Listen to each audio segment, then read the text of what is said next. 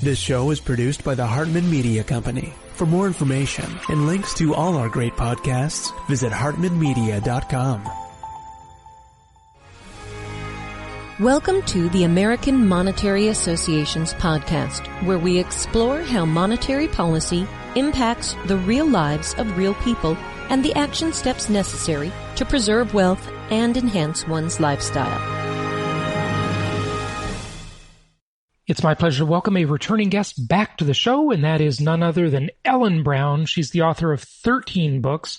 I first found out about her great work when I discovered the book Web of Debt, and more recently, she's author of Public Bank Solution and Banking on the People, Democratizing Money in the Digital Age.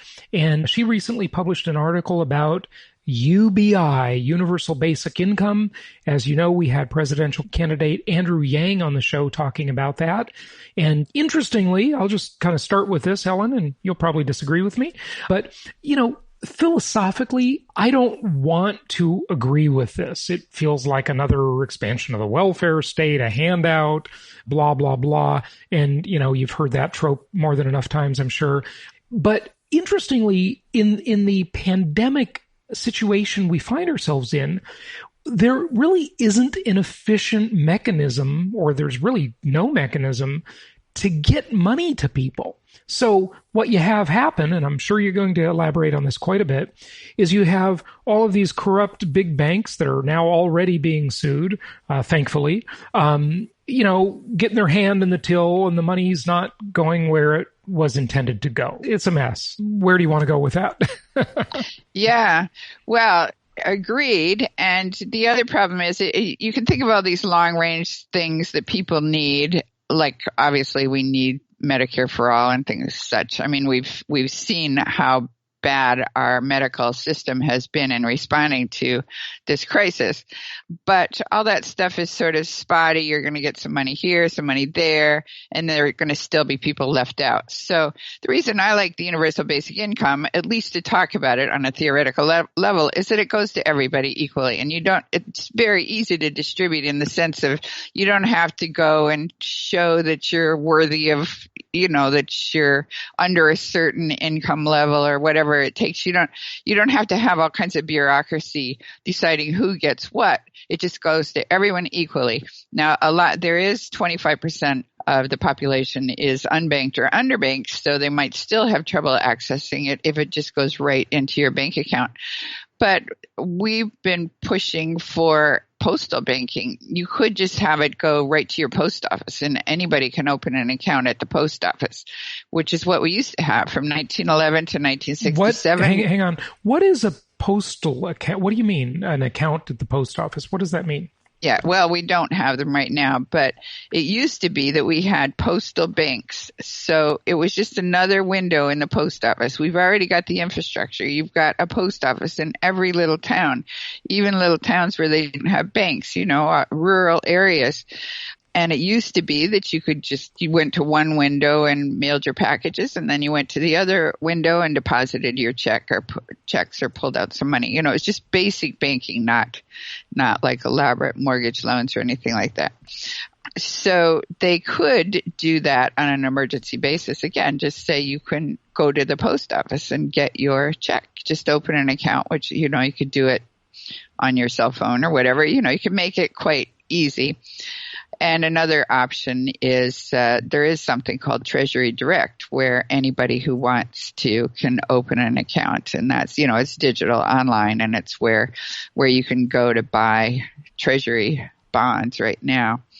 So anyway, it's possible to do some very fast, efficient way to get this money into people's pockets. But what I was really wanted to write about, is that it seems to me that the obvious way to fund this is just issue the money the way, basically quantitative easing. Theoretically, quantitative easing is reversible but we've just seen that you can't reverse it. It's just like the federal debt. Theoretically, we're going to pay off the federal debt, but everybody knows we're not going to pay off a $24 trillion federal debt. It just sits there, and the thing that grows is the interest. I mean, you could just, other than that, it just keeps rolling over and over and over. And you could just fund it through the Federal Reserve and roll the whole thing over. In other words, basically, it's just issued money issued by the government. So that's what I think we should also do with a universal basic income. And any argument that we don't have the money has just been killed by the fact that the Federal Reserve has just promised $4 trillion to basically corporate America to bail out everything in sight, all sorts of big and little businesses and hedge funds and the riskiest, dodgiest of things. It used to be that, I mean, technically, when the Federal Reserve fund something, like when they did quantitative easing, they can only use things that are backed by the government. So it was supposed to be so very safe things backed by the government. So they were supposed to take as collateral, or in other words, what they did was buy these federal bonds, federal securities, or mortgage-backed securities from Fannie Mae and Freddie Mac, which are government agencies, or government-backed agencies. Anyway.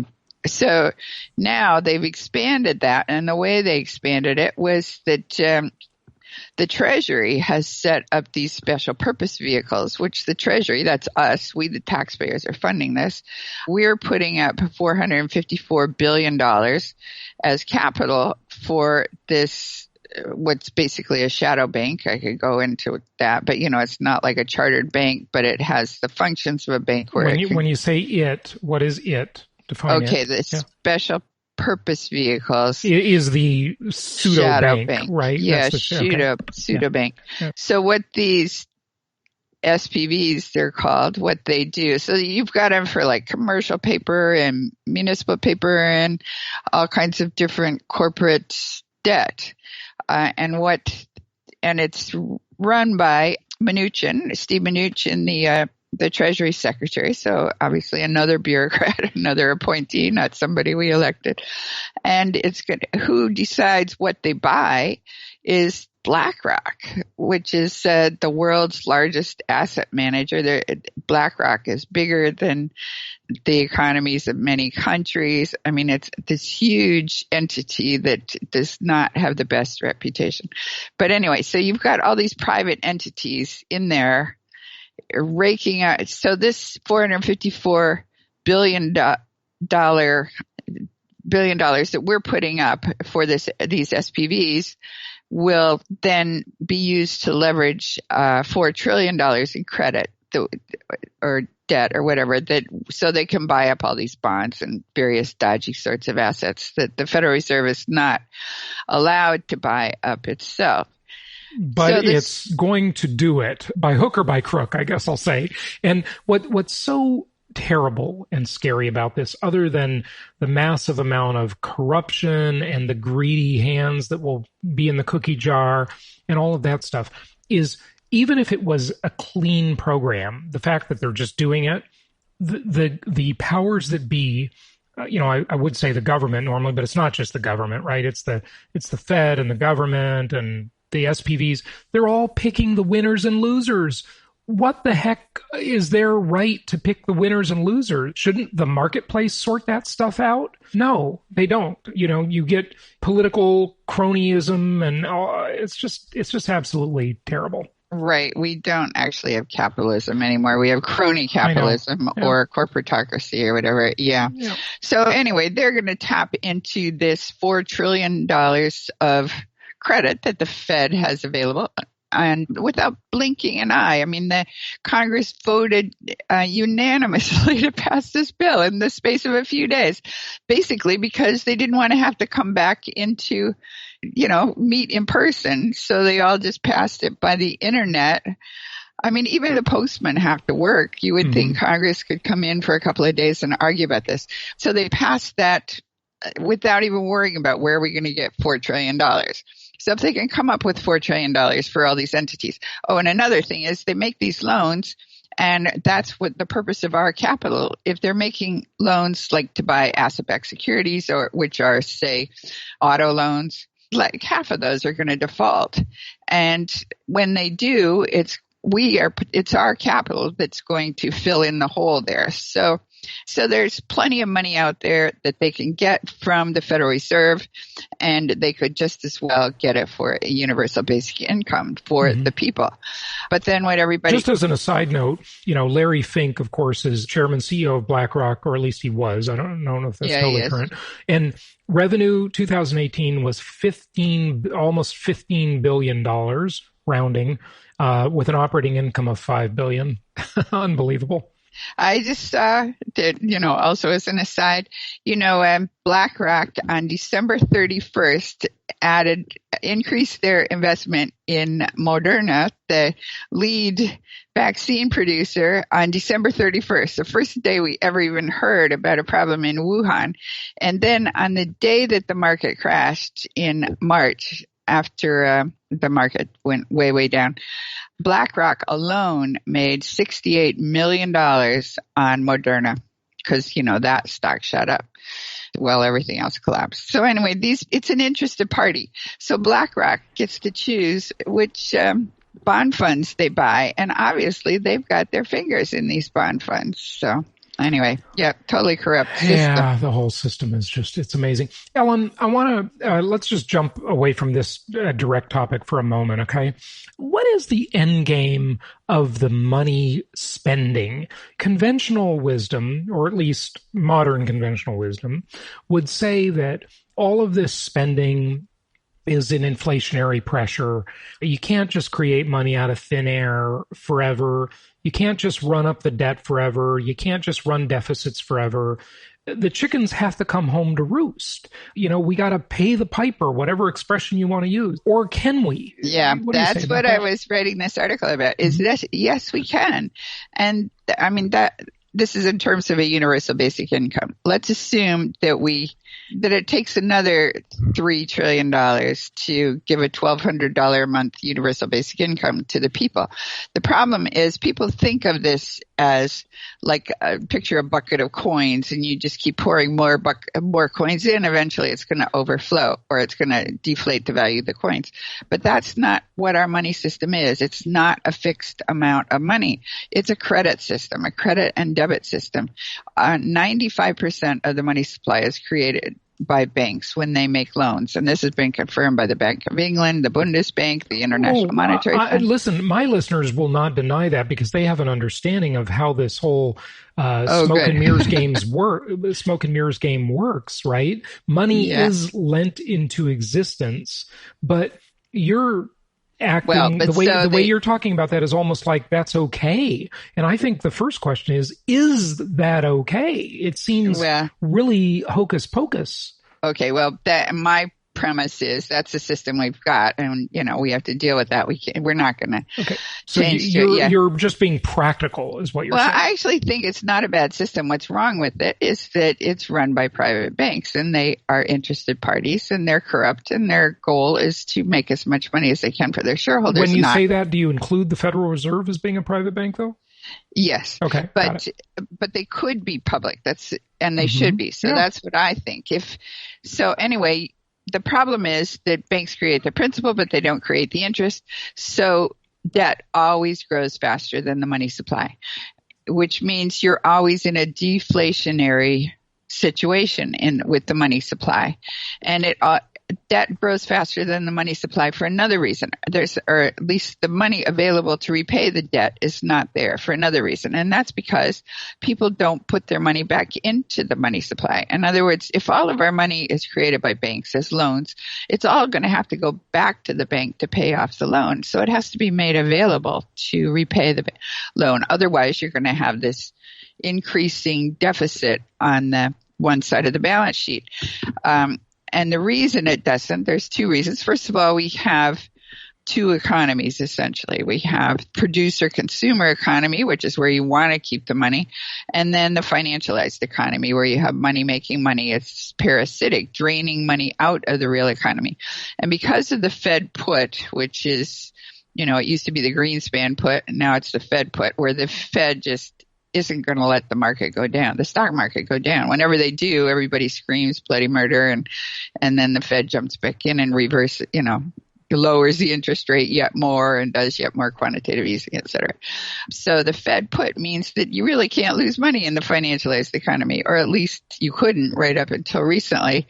So investors and, well, even bankers or whatever, people in general, savers, put their money into the financialized economy because that's where the money is. That's where you make money because the Fed has protected it and made sure that you make more money there than by putting money into factories and, producing things. So therefore, the real economy is always chronically short of money because there's a hole in the bucket, for one thing. It leaked out into the financialized economy. Or a lot of people just save their money, or they might just be sitting in a bank account not doing anything. Okay, I think that's kind of important what you just said. You said the real economy is always short of money because there's a hole in the bucket where those quarters that you talked about, or those coins, drain always into the financial economy. And my listeners have heard me talk about this before. There's two economies. Sometimes I say there's the Main Street economy and the Wall Street economy, and they're completely different. There's the financial economy and the real economy. In the real economy, people and companies produce things. Imagine that. What a concept. In the financial economy, they just move crap around, rename it, leverage it. I don't know. You explain more about the financialized economy. I get so annoyed by the whole thing that I just sound, I just sound angry. But you know what? Go ahead and go into that a little bit. What is the financialized economy? The financialization of so many parts of the economy. I mean, it is truly shocking how many things, Ellen, have become a derivative. It's absolutely amazing. Talk on that for a moment. I think that's worth elaborating on. Well, it's, of course, the stock market and all these, derivative market, which is up to a quadrillion or something like that. And then people would say, well, so the money goes into the financialized economy, but then they'll spend it back into the real economy. But they don't. That's the thing. That big money is not going into consumer goods. They've got all the consumer goods they would need or want. Where it goes, they use their big money for big things like buying off politicians, buying oil companies, or, just buying up really big things. That's what they want with their money, not Okay, but wait a second. Let me play devil's advocate with you on that one, right? Is that really true, though? Because the idea that money never sleeps, when the rich pay off a politician, which is absolutely disgusting, or, they buy a yacht, or they buy an oil company, or whatever they do, the money doesn't go away. It trickles down, to use a cliche, it doesn't go away. It does Well, it something. doesn't trickle down, though. If you look at a chart, it just keeps trickling up. They just keep sucking more and more out, and it goes into... Well, it's probably sitting in offshore tax havens, or it's gone offshore in other ways. Well, in that way, it does sort of evaporate, right? When it goes offshore. And I think there are trillions of dollars that are being held by corporations just in cash. I mean, I have an IRA, and half that money is just sitting there in cash in my stockbroker account. I mean, they're not even, like, if it was in a bank, the bank might be using it for loans, but not my stockbroker. So there's a lot of money that's just not in the market. It's just held off the market. I'm just saying that rich people who have many, many times as much money as poor people aren't going to go out there and spend many, many times as much money on buying trinkets and groceries and gas and all those things. They're going to buy the same that they've already bought. The assumption is that only buying trinkets and gasoline and paying rent is really beneficial to the economy. I mean, well, they will go buy houses, I agree, and that will drive up the price of houses. And it will employ construction people, and it will buy materials. Well, that's assuming there's room to build. I'm thinking of things that are already there. It's a limited market. Okay, so you take an expensive place, they go buy houses in Manhattan or Beverly Hills, right, which is where they buy them. Okay, so a real estate broker gets paid, a mortgage company gets paid, an interior decorator gets paid. Money does it doesn't, the seller gets paid and the seller uses those proceeds somewhere. It doesn't evaporate. I think that's a fair statement. True, but you still have all this money being sucked out that doesn't go back into the local economy. I mean, that all those things could happen at the same rate they were happening before, and it's not going to increase the money in, the overall money in the wage earners' pockets. They're the ones that they want to pay their wage earners as little as possible, and that's the problem. That's why, particularly in times like this, 80% of the population lives paycheck to paycheck. So what are those people going to do on the second month when they don't get their $1,200 check? I mean, I haven't seen my $1,200 check. I don't know. I guess some people have. Anyway, people are desperate out there right now, so we've got to do something.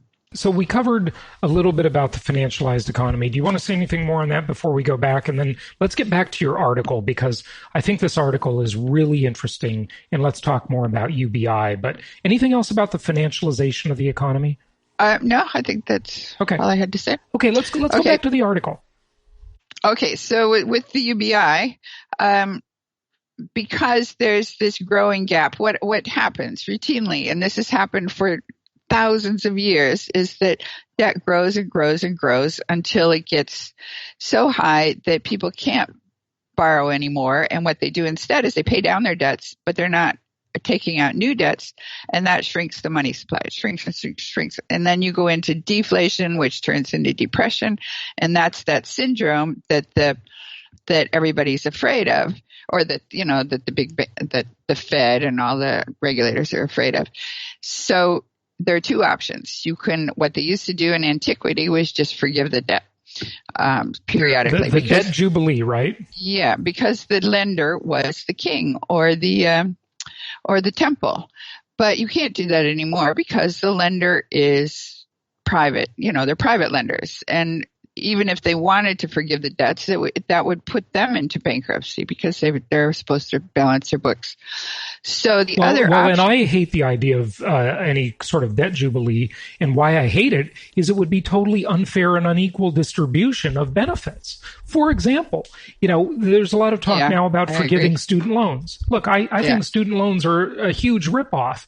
Believe me, you've got my sympathy. But the problem is, I don't have a student loan. So if they forgive the student loans and all the taxpayers pay for it, why do I have to contribute to that? I didn't get any benefit. Right. And then there are the people that just finished paying off their student loans. They're going to be upset. Yeah. So I totally agree. That's the problem with all these different programs that give some here, some there. But you do have to fill that bucket that just got drained. And so that to me, the fairest way to do it is to just figure out, call it a national dividend. It's the extra money that we need to put into the economy to balance the books, to pay off all that old debt. So if you get an UBI and you're in debt, you could even make it mandatory that the money goes first to pay off your debts, like your credit card debt. Your bank knows what credit card debt you have, and it would just go automatically to pay that debt off. Well, when it goes to pay off debt, it disappears. That's the catch. The thing that people aren't recognizing is that money evaporates when it pays off debt.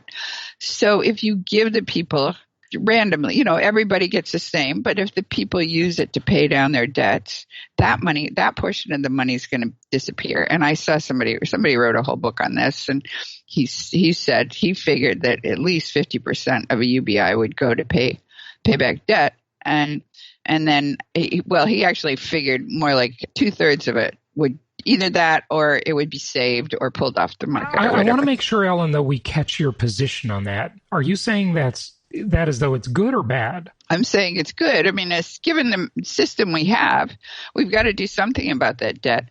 If we give people... And the debt you're talking about is just personal debts, right? Yeah, everybody's, business, whatever, any kind of debt, the money will... If the money goes to the extent that the money goes to pay off debt, it will disappear because that's the way the system works. It'll just go into the bank account, like it'll go to your credit card thing and your credit card balance will be gone, but you won't have like extra money to spend.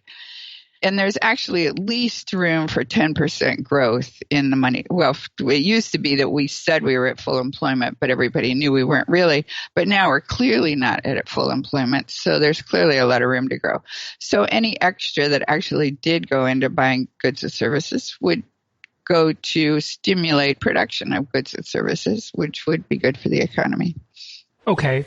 So how does this relate to, if it relates to, what we're starting to hear a lot about, and millennials like it, and that's modern monetary theory, otherwise known as MMT? Mm-hmm. Well, MMT actually says that the government can go into debt a lot more deeply than it's doing right now, or thinks it can, because the effect of it is to just borrow from the Federal Reserve and to create new money. I don't actually agree with that, because I don't think that is the effect. With that, Treasury is not allowed to go directly to the Federal Reserve and borrow. Not right now. I mean, it could be you couldn't change the law and say that, the government can just print extra money. And I would agree with that. That's good. We need extra money out there in the system. But to say that it doesn't matter if the government goes further and further into debt, and particularly the way it's set up now, where the debt has to be sold on the open market first, and that means it goes to private bondholders, and they're going to want their interest, and you're going to have the interest burden.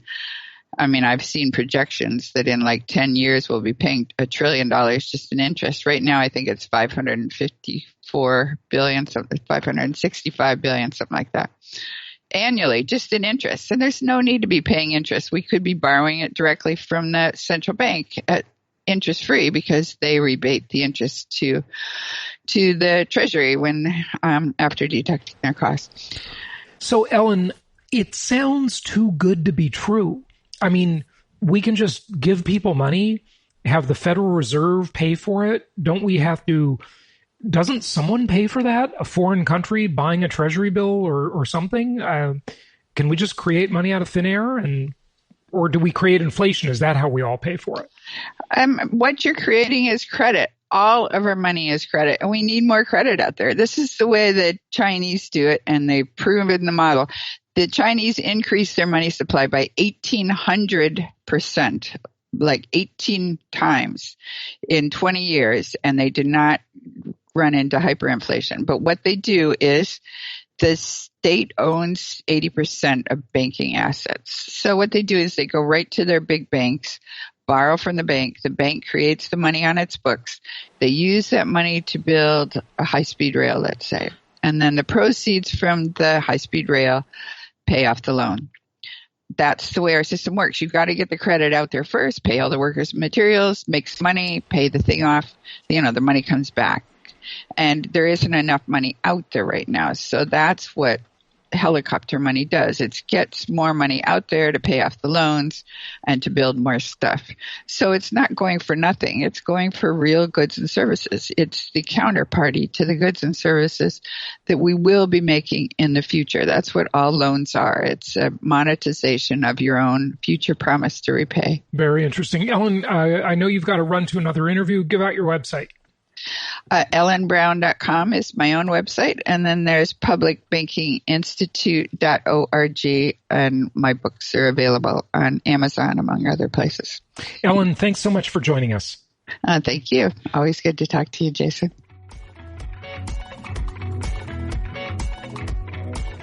Thank you so much for listening. Please be sure to subscribe so that you don't miss any episodes. Be sure to check out the show's specific website and our general website, hartmanmedia.com, for appropriate disclaimers and terms of service.